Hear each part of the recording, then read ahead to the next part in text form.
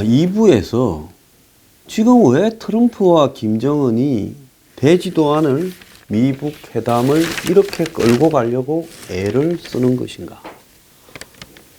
지금 미북 회담이 매우 순조롭게 가서 잘 될 것처럼 보였지만은 어제로 사실상 종전선언은 물 건너 가버리는 양상이 발생을 하고 미국과 북한이 뭔가 합의를 발표할 가능성도 좀 줄어들고 그래서 2차 회담을 미국의 트럼프 플로리다 말하라고 리조트에서 다시 하니 이런 이야기가 벌써 나오고 있습니다. 그런데 지금 미북이 CVID 합의를 보지 못했다라는 소리가 나오면서 지금 성김과 최선희 간에 하던 판문점 회담은 이미 끝나버렸다는 겁니다. 그러면 폼페이오가 2번이나 미국에서 북한으로 평양으로 가서 김정은을 만나고 김영철이 뉴욕으로 와서 워싱턴 가서 트럼프를 만나고 그리고 지금 판문점에서 지금 13, 14일째 회담을 하고 더 나아가서 싱가포르에서 하고 그렇게 많이 만나서 CVID도 합의를 못했다. 그 원칙에 대해서도.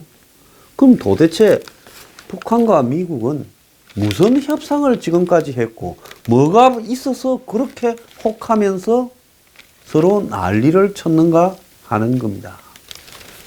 자, 이 부분과 관련해서 이해가 많이 안 가지요. 이거 이해가 가는 사람이 좀 있겠어요? 그래서 제가 3부에 아마 중간 선거나 이런 부분에 관여가 있다. 자신의 정치 생명이 걸린 문제다. 그렇게 해서 이렇게 집착을 하고 있다. 이런 생각을 좀 말씀드리고요. 자, 트럼프가 지금 미국에서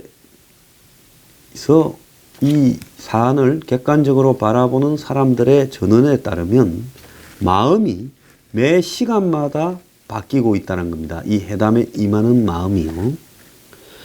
그래서 지금 아베하고 트럼프가 만났습니다. 둘이 발표도 했어요. 그런데 아베하고 트럼프는 23번을 통화를 하고 7번째 만났는데 아베가 이번에는 트럼프한테 좀 싫은 소리를 한 모양입니다. 솔직히 형님 때문에 나 완전히 일본에서 쪼다대서 네, 당신이 이야기하는 거 다 해줬는데 어떻게 북한하고 저러면서 날 왕따시키냐. 당신이 북한을 확실하게 쪼은 데에서 내가 총대를 메고 반장을 했는데 나중에 반장을 따돌려버리고 꼴통하고 직접 선생이 거래를 해버리면 이제 반장을 누가 따르겠느냐. 우리 동네에서 나는 얼굴도 못 들고 다닌다. 배신도 이런 배신이 있냐 이런 말을 좀 했겠지요. 그러면서 아베가 한 이야기 중에 핵심은 남북 일본인 문제를 북한이 해결해 주기 전에는 우리는 북한에 돈 한 푼도 안 되겠다. 형님 니 돈으로 해라. 이런 모양입니다. 자, 그래서 이제 트럼프가 아베와 지금 공동선언문 발표한 내용을 제가 좀 이따가 이야기를 하겠습니다. 그런데 지금 이 주변 남북을 뺀 4대 강국 중에서 한국과 북한이 지금 서로 긴밀하게 통하면서 판문점에서 만나고 접촉하는 부분에 대해서 중국하고 러시아도 도를 좀 넘었다라고 생각해서 이 은해피하게 생각을 한다는 거예요. 뿐만 아니라 지금 일본도 지금 제일 미운 사람이 때리는 시어머니보다도 말리는 시누이 한국이 더 밉다는 거예요. 일본이 지금. 그래서 북한, 러시아, 중국이 다 한국의 태도에 대해서 불쾌하게 도를 넘었다고 생각하고 있다고 지금 전해지고 있습니다.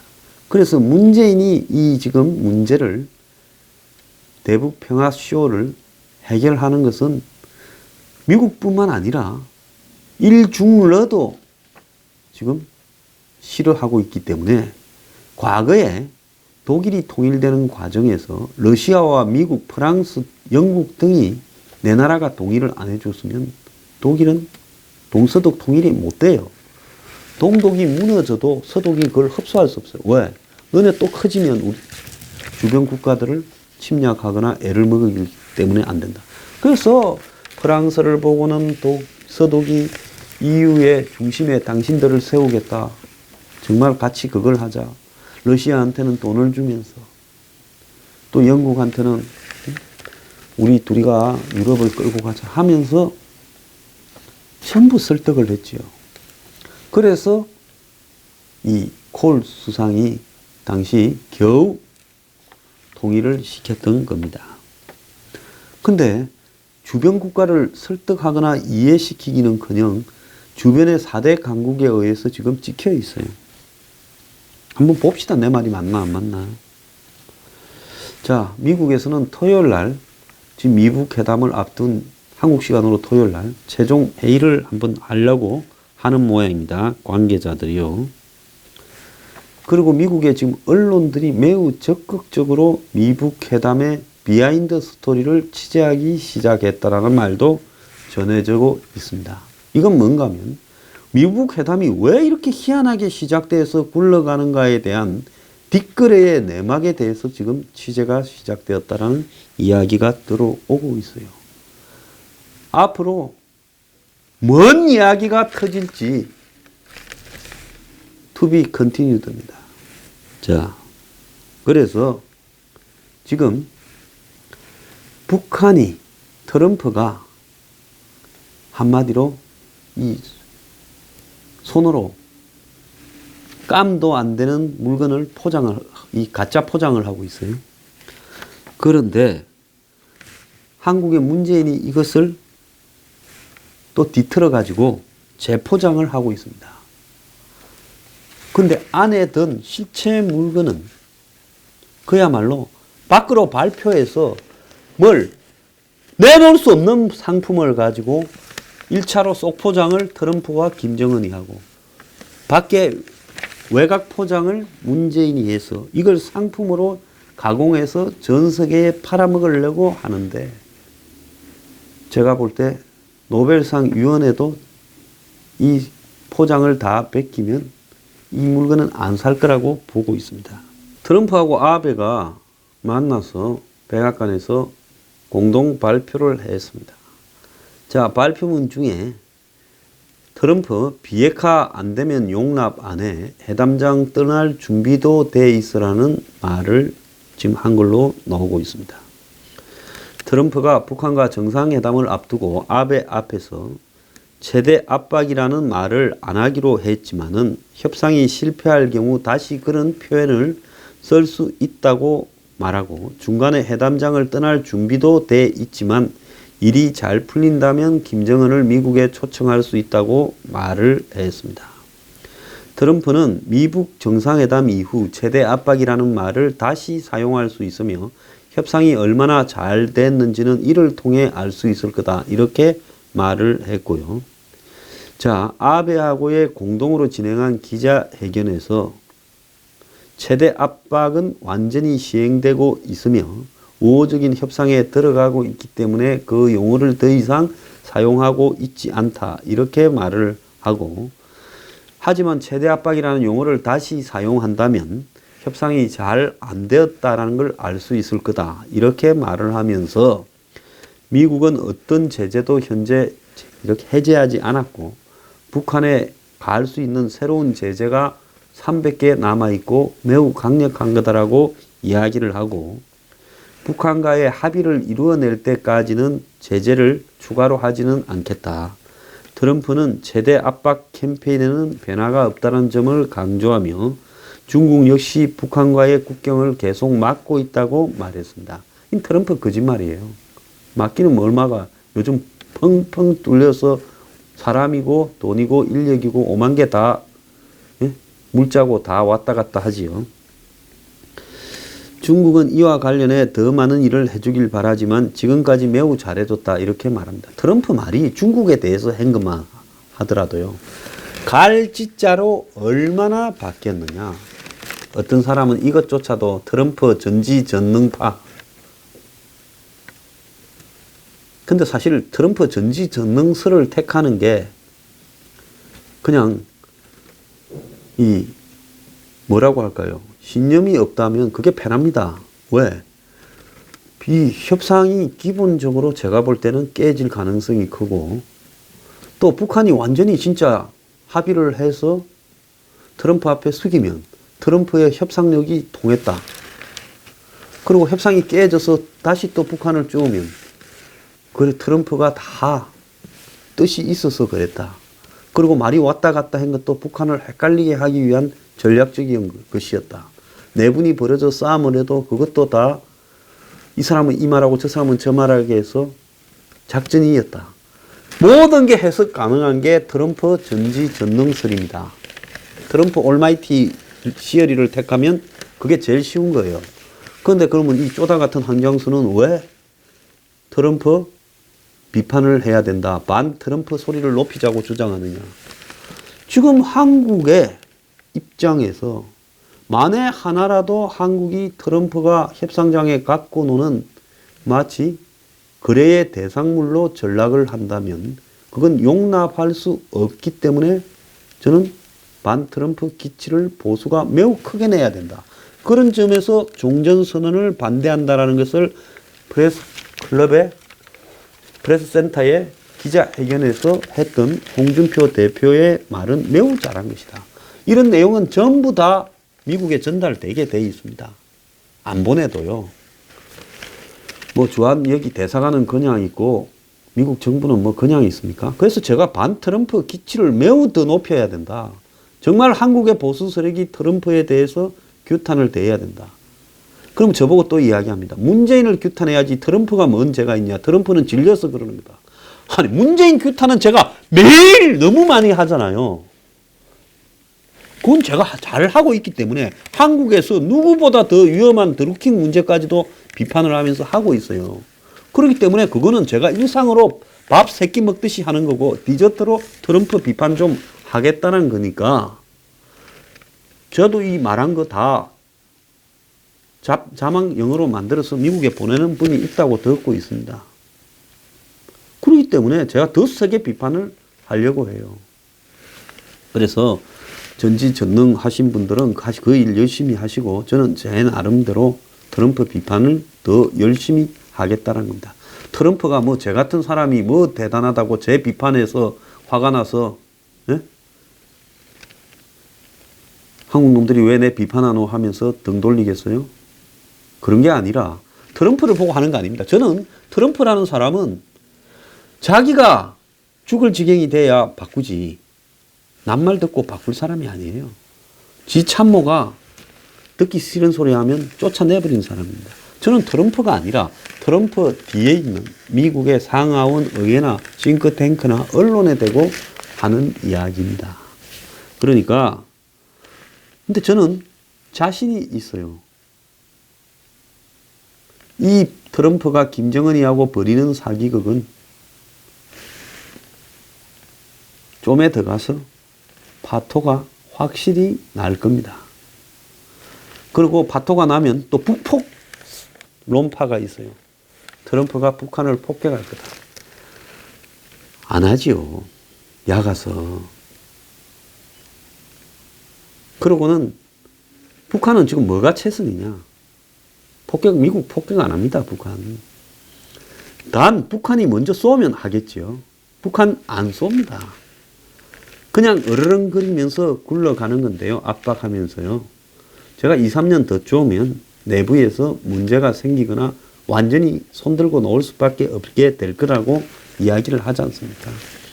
뭐 누구는 또 그래요. SLBM을 그 사이에 만들어서 기술적으로 어떠고 저떠고 하는데요. SLBM을 실험을 안 하고 SLBM이 머릿속에서 됩니까? 북한이 지금 SLBM 실험을 해보세요. 미국이 아마 그 밑에 물 밑에 있는 잠수함을 그대로 날려버릴 겁니다. 못해요. 자, 그러니까 좀 지켜보고 말들이 많은데요. 좀 더 지켜보고 누가 더 옳은 판단을 했는가 그때 이야기를 하길 바랍니다. 자, 그래서 트럼프가 어떤 경우에 회담장을 떠날 것이냐라는 질문에 자신이 말할 수 있는 것은 회담장을 떠날 준비가 완전히 되어 있다라는 거 이야기다 라면서 자신은 과거에도 한번 회담에서 떠난 적이 있다며 그럴 준비가 돼 있어야 한다 강조하고 북한과의 회담에서 떠나는 일이 있을 수 있지만은 그럴 필요가 없을 수도 있다고 강조했다. 트럼프 말은 하고 나 보면 그래 이럴 수도 있고 저럴 수도 있고 전부 그런 식이에요. 자, 그러면서 트럼프는 이 한반도 비핵화는 남북한과 전 세계에 반드시 필요한 일이고 회담에서 성공적인 결과를 기대한다. 이렇게 말을 했습니다. 그러면서 과거 미국 대통령들이 이 문제를 쉽고 위험하지 않게 해결할 수 있었을 건데 그러지 않았기 때문에 자신이 해결할 거고 마무리할 것이다 했습니다. 자, 트럼프는 이 말을 하면 할수록 이제 자기한테 부메랑으로 돌아오는 무게가 네가 한 거는 과거 대통령과 얼마나 다르냐 한번 보자는 건데 이미 트럼프는 지금 북한의 장기적인 단계적인 동시적 보상 이야기가 거론되면서 비슷해져 버렸어요. 그래서 과거에 미국이 북한한테 속아서 해줬던 합의 이상의 합의가 미북 사이에 나올 가능성은 없다라는 것이 제 생각입니다. 합의보다 중요한 건 합의 이후에 어떤 일이 있느냐 여기에 있다면서 합의에 서명을 할 수 있지만은 종전선언이 이루어질 수 있지만 실제로는 시작에 불과한다면서 이는 쉬운 문제지만 어려운 문제는 그 이후에 있다. 그러니까 이 말은 뭔가 하면 종전선언 하는 거는 쉽지만은 뒤에 복잡한 게 있기 때문에 이번엔 종전선언 안 하겠다라는 이야기로 봐야 되고요. 아베 총리가 남북자 문제를 계속 논의해 왔다면서 북한과 논의할 거라고 이렇게 이야기를 했습니다.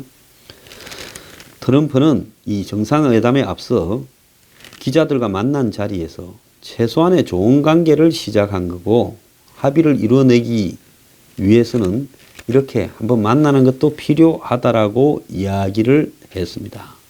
한 번에 합의를 이뤄내고 싶고 그렇게 될 수도 있지만은 북한은 비핵화해야 되고 비핵화하지 않는 것은 용납할 수 없고 그렇게 된다면 제재를 해제할 수 없다라고 이야기를 했습니다. 자, 트럼프가 왜 이렇게 말이 많아지고 길어지면서 복잡해지는가에 대해서 우리가 생각 좀 해볼 필요가 있어요.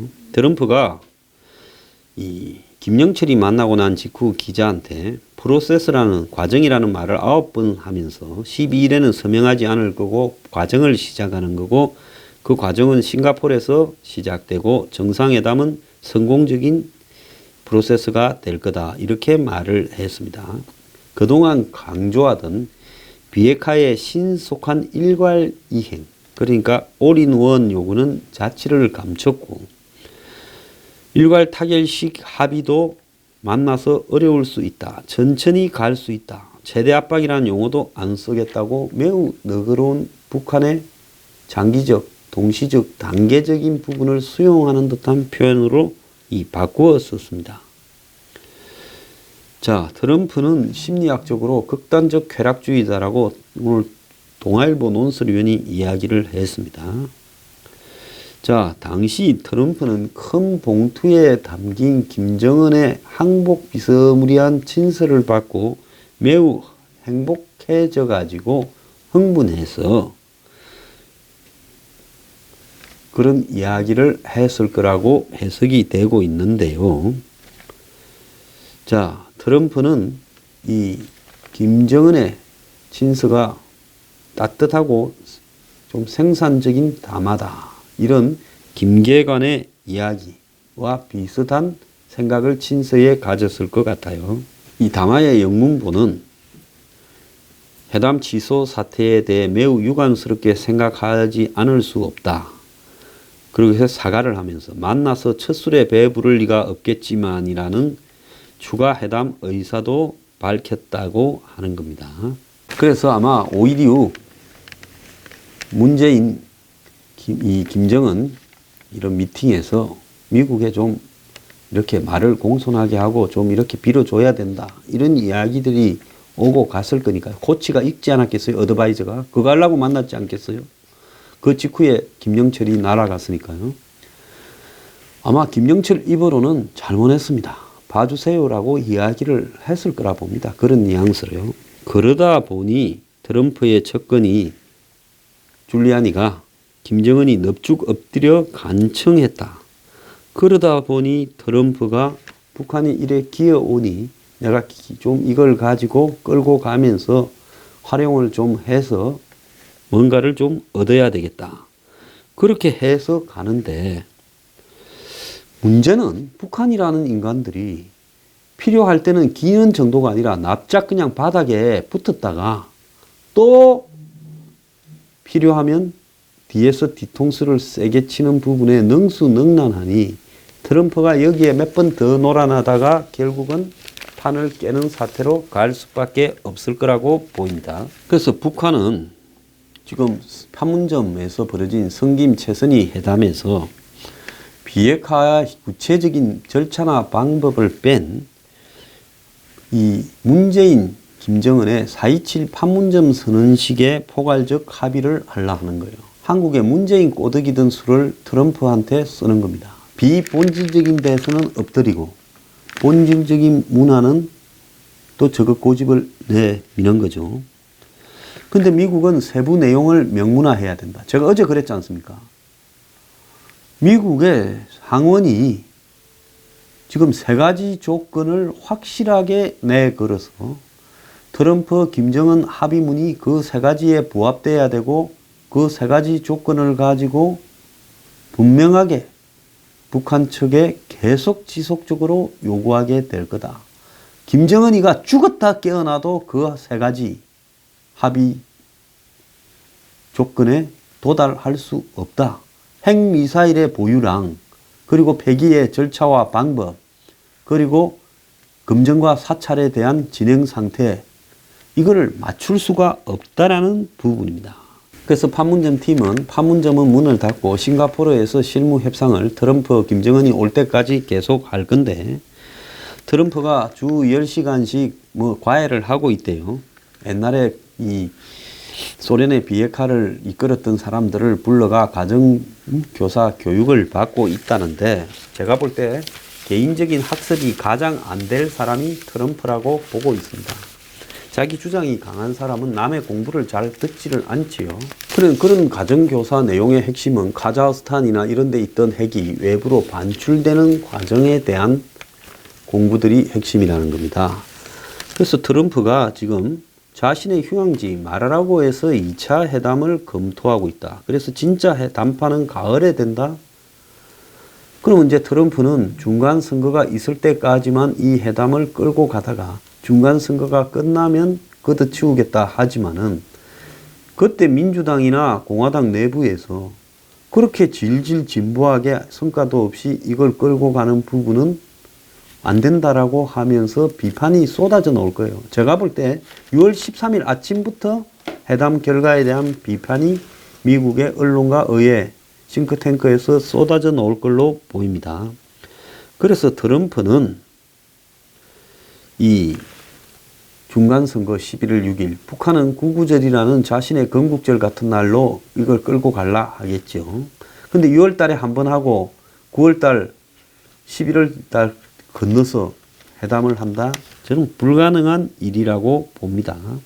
이미 양측 다 이번 회담의 구체적인 성과는 힘들다는 판단을 하고 한 번 더 만났다 해서 완전히 문을 닫는 것은 서로 막는 안전장치를 해놓은 부분이라고 보는데요.